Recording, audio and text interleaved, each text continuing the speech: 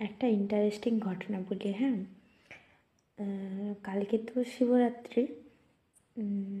তো আমার তো বাচ্চা ছোটো, আমি আজ 10 বছর মতো হলো বার করছি আর কি। তো আমি ভাবলাম আজকে একটু তাড়াতাড়ি ঘুমিয়ে যাব, আর কালকে সকাল সকাল উঠে গিয়ে পুজোটা দিয়ে আসবো। মানে এই রাত 4টার দিকে উঠলে আমি চান টান করে তারপরে গিয়ে মোটামুটি 8টা সাড়ে 8টা 10টার মধ্যে পুজোটা দেওয়া হয়ে যাবে।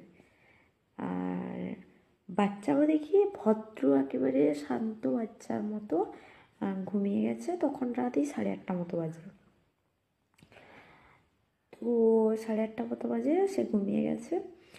9:45-এর দিকে একবার উঠেছে, তারপরে আবার উঠেছে 10:30টার দিকে, তারপরে উঠেছে 11টায়, তারপরে উঠেছে 12টা 12:30 নাগাদ, তারপরে আবার উঠেছে 12:45-এ, তারপরে উঠেছে রাত 1:14-এ। এখন বাজে সম্ভব, এখন বাজে 2:45। এখনও বাচ্চা ঘুমায়নি। আমি সত্যি বুঝতে পারছি না, কাছাকাছি 3টা বেজে গেছে, আর 1 ঘন্টা না হয় তাকিয়েই কাটিয়ে দিই।